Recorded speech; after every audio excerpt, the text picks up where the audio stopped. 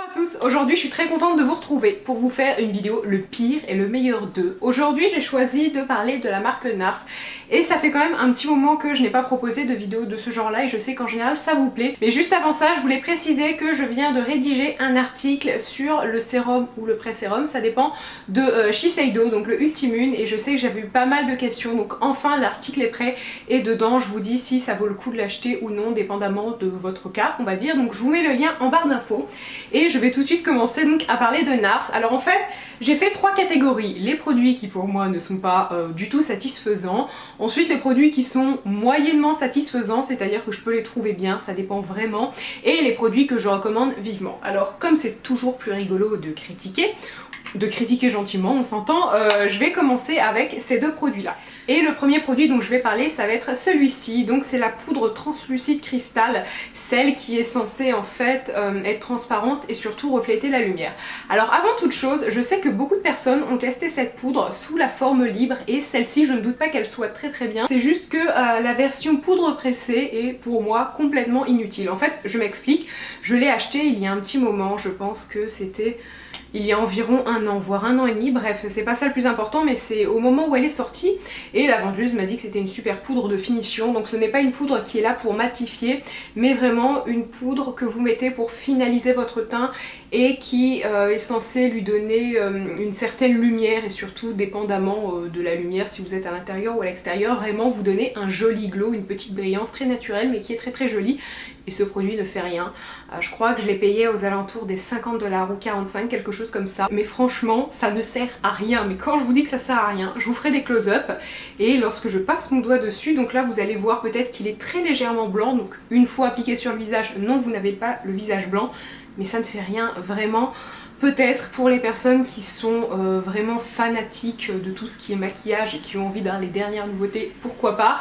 Mais pour le commun des mortels et les personnes qui voilà, se maquillent vite fait, qui n'ont pas non plus envie d'y passer 3 heures et qui surtout ne font pas attention aux moindres détails, cette poudre ne sert à rien parce que moi lorsque je l'applique, si je ne l'applique pas ou si je l'applique en fait je ne vois aucune différence. Et surtout si vous avez envie d'une poudre qui matifie ou qui fixe le maquillage, celle-ci ne servira à rien puisque c'est vraiment une poudre de finition. Mais je pense cependant que la poudre version libre est beaucoup mieux parce qu'on arrive à attraper plus de produits. Là avec le pinceau franchement, et même lorsqu'on passe nos doigts, on a tellement peu de matière qu'une fois appliqué sur le visage, vraiment on ne voit rien, donc je ne vois pas l'intérêt de dépenser tant d'argent. Et le deuxième produit qui est selon moi à classer dans la catégorie pire, et là je pense que beaucoup vont me jeter des cailloux parce que c'est un produit très populaire, c'est le fond de teint Sheer Glow. Alors pourquoi je ne l'aime pas? Tout simplement parce que pour moi c'est un fond de teint pâteux qui est beaucoup trop couvrant et surtout pas naturel. Et lorsque je l'ai acheté, c'était il y a peut-être 2 hivers, et donc je l'ai appliqué en plein mois de janvier ou février, et vraiment il a marqué toutes mes zones de sécheresse. Donc l'hiver ici comme il fait froid, j'ai toujours des petites plaques de sécheresse au niveau du nez et c'était une calamité parce que je poudre ou que je ne poudre pas mon teint, vraiment ce fond de teint accentue mes zones mais fois 1000, donc j'avais le nez tout pelé, c'était vraiment, mais alors vraiment pas beau. Je n'ai pas de problème particulier avec les autres fonds de teint mais celui-ci ça n'allait pas du tout. Et en fait ce que je lui reproche c'est que c'est un fond de teint qui est censé être lumineux comme son nom l'indique et surtout donc naturel et voilà quelque chose de joli. Et moi lorsque je l'applique je trouve vraiment qu'il n'est pas lumineux et que j'ai l'impression d'avoir du plâtre sur la trompe, j'allais dire, c'est pas très poli mais c'est vraiment ça. J'ai l'impression de me maquiller à la truelle parce que on dirait du plâtre. Donc je vous ferai des close-up, vous allez voir qu'il est assez épais et personnellement je préfère les fonds de teint assez fluides comme le teint touche éclat d'Yves Saint Laurent ou le Dream Wonder de Maybelline qui est sorti en France d'ailleurs ou qui va sortir, ou encore le dernier Yves Saint Laurent, l'encre de peau je crois. Pour ma peau ce n'est vraiment pas un fond de teint que je conseille, après mon avis n'est pas universel, hein, c'est comme tout et je sais que beaucoup de personnes l'utilisent, donc dites-moi avec quoi vous l'appliquez. Moi je sais que j'ai essayé au pinceau, c'était encore pire. Avec mes doigts on va dire que c'était le plus discret ou la façon dont j'arrivais le mieux à le dompter, mais même avec le Beauty Blender ça n'allait pas vraiment. Donc ensuite la deuxième catégorie dont je vais vous parler ça va être les produits que je recommande moyennement. Donc moi je ne les déteste pas mais ce ne sont pas non plus mes favoris et par rapport au prix je peux trouver mieux. Alors le premier, et là je pense qu'on va encore une fois me jeter des cailloux, donc cette vidéo je pense que je vais souffrir, ça va être leur concealer crémeux. Donc il se présente comme ceci, beaucoup de personnes l'adorent, beaucoup de personnes en parlent. Je pense que c'est un favori de beaucoup de monde, mais personnellement je préfère mes anti-cernes qui coûtent beaucoup moins cher, comme celui de chez Bourjois, comme celui celui de chez CoverGirl. Bref, j'en préfère d'autres parce que celui-ci, alors certes c'est un anti-cerne qui va être extrêmement couvrant. Pour ça, il n'y a rien à lui reprocher. Et un autre point, c'est que NARS, en tout cas au Canada, ils ont beaucoup de teintes et ils ont la teinte... je ne sais plus comment elle s'appelle, Chantilly, qui est vraiment effectivement presque de la même couleur que la Chantilly, donc c'est très très clair. Pour ça c'est très bien, mais en fait ce que je lui reproche, c'est que sur moi il est tellement épais que je vous dirais au bout de peut-être une demi-heure, une heure, il marque les ridules et je n'ai pas ce problème là avec d'autres anti-cernes. Donc comme là c'est un anti-cerne qui est quand même très crémeux et plutôt hydratant, voire un petit peu gras, en tout cas c'est l'effet qu'il me donne, et bien je trouve qu'il peut marquer les ridules et se déplacer. Après au niveau du résultat, c'est vrai qu'il est tip top parce que quand bien même vous avez des cernes qui sont complètement noires, il arrive à les camoufler. Ensuite, le deuxième produit, ça va être des rouges à lèvres, donc ceux qui se présentent comme ceci. Encore une fois, je ne les trouve pas spécialement mauvais. Là, c'est le Funny Face. Le seul problème, et c'est une très jolie couleur, c'est qu'ils sont extrêmement secs, donc ils sont mat, mais tellement mat que je crois que je l'ai déjà dit dans une vidéo, mais on a l'impression de se maquiller les lèvres avec un tronc d'arbre. Donc vraiment, vous avez du mal à ce qu'il marque parce qu'il est hyper sec. Donc ce que je fais au préalable, je mets toujours un baume, mais même comme ça, en général, je galère un peu. Donc ce qui fait que ce rouge à lèvres là, je l'ai depuis un petit moment, mais je le mets assez rarement. Pourtant, la couleur est vraiment splendide. C'est une espèce de fuchsia qui a des reflets un petit peu mauve.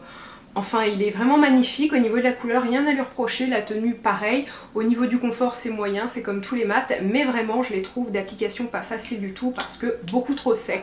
Et le troisième produit que je recommande moyennement, c'est ceci. Donc en fait, ce sont leurs sticks. Je ne sais pas comment ils s'appellent. Les Portofino. Ou alors c'est la couleur. Je ne sais pas du tout. Non, je pense qu'effectivement, c'est la référence couleur. Ce n'est absolument pas le nom. Je pense pas que ça s'appelle des Portofino, bref c'est pas très grave, mais donc leur stick il se présente comme ça. Alors c'est bien parce que à la différence des blushs qui peuvent être notamment je pense aux blushs irisés, j'aime beaucoup les blushs irisés, j'aime beaucoup le rendu mais sur le moment parce que au fil de la journée, et vous allez me dire si c'est pareil pour vous, mais imaginons que je me maquille à 8h, quand je me regarde dans le miroir à la fin de la journée, et bien j'ai plein de petites dépôts paillettes qui sont tombées un peu plus bas sur ma joue, donc c'est en ça que les blushs irisés je les aime mais en même temps pas trop parce que forcément les paillettes avec la journée, eh bien elles se déposent ailleurs. Là c'est un blush qui ressemble un petit peu à la couleur, à la célèbre couleur Orgasme de NARS, sauf que étant donné qu'il est en stick et donc en crème, vous n'avez pas ce problème de petites chutes de paillettes, donc pour ça je le trouve plus pratique. Mais après pour moi le problème de ces sticks c'est que ça se travaille moins facilement. J'ai vraiment plus l'habitude des blushs crème parce que il suffit d'un pinceau et hop c'est mis, alors qu'avec ces blushs là j'ai toujours peur de ne pas savoir m'y prendre et de déplacer la matière. Certains se travaillent mieux au pinceau, d'autres au doigt. Donc je sais qu'il y a quelques blushs crème que j'aime beaucoup, les Illamasqua, les Bourjois qui ont vraiment un très bon rapport qualité-prix. Mais voilà, ça je suis un petit peu plus mitigée, mais pour toutes celles qui veulent des blushs un petit peu irisés et qui vraiment vous donnent une lumière sur la joue, je trouve que cette formulation là est plus pratique et c'est exactement pareil. J'ai la couleur, je ne l'ai pas là, mais je vous mettrai peut-être la référence et en tout cas... ah si, c'est la couleur Copacabana je crois.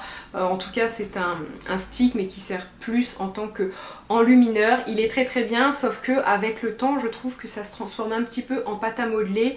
Et c'est vraiment la texture hein. Vous voyez là, je sais pas si vous allez voir la couleur, c'est vraiment pigmenté, il n'y a pas de problème. Mais disons qu'il supporte mal la chaleur etc. Donc c'est un petit peu plus fragile même à transporter. C'est en ça que... ce ne sont pas des mauvais produits, mais pour moi ce ne sont pas non plus des produits révolutionnaires parce que de base je ne suis pas forcément fan des sticks. Et ensuite pour finir je vais vous présenter le meilleur de chez NARS, donc rien que ça, et pour moi il s'agit de ces deux produits là.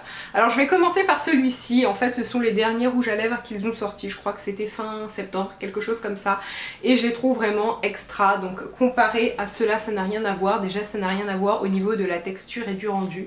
Alors ils ont énormément de couleurs, voilà comment ils se présentent. Au niveau du packaging ils sont très élégants, rien à leur reprocher, mais surtout ce sont des couleurs extrêmement intenses, extrêmement pigmentées, donc vous n'avez pas intérêt à vous louper, ça c'est clair, mais en même temps c'est semi-mat. Quand vous l'appliquez vous avez quelque chose de très intense mais qui reste lumineux, ce n'est pas un rouge à lèvres qui va totalement matifier vos lèvres dès la première application si on peut dire ça, ça va plus se faire au cours de la journée. Les couleurs sont très jolies, en plus ce qui est assez drôle c'est que chaque couleur en fait a un nom.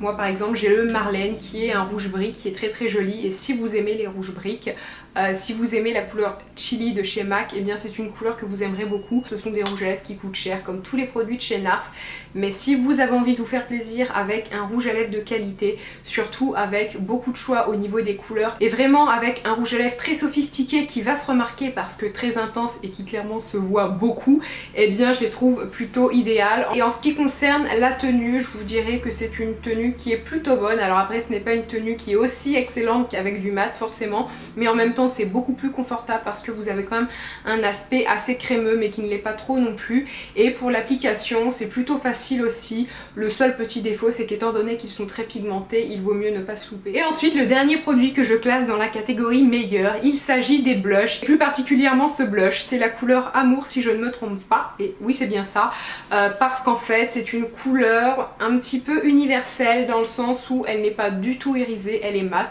Moi je trouve que les blushs mat c'est très joli, ça donne un petit côté un peu sophistiqué. J'aime beaucoup les blushs lumineux, mais comme je vous l'ai dit, souvent, notamment la couleur Orgasme, dès qu'ils sont irisés, voilà, vous avez forcément des chutes de paillettes, et là ce n'est pas du tout le cas.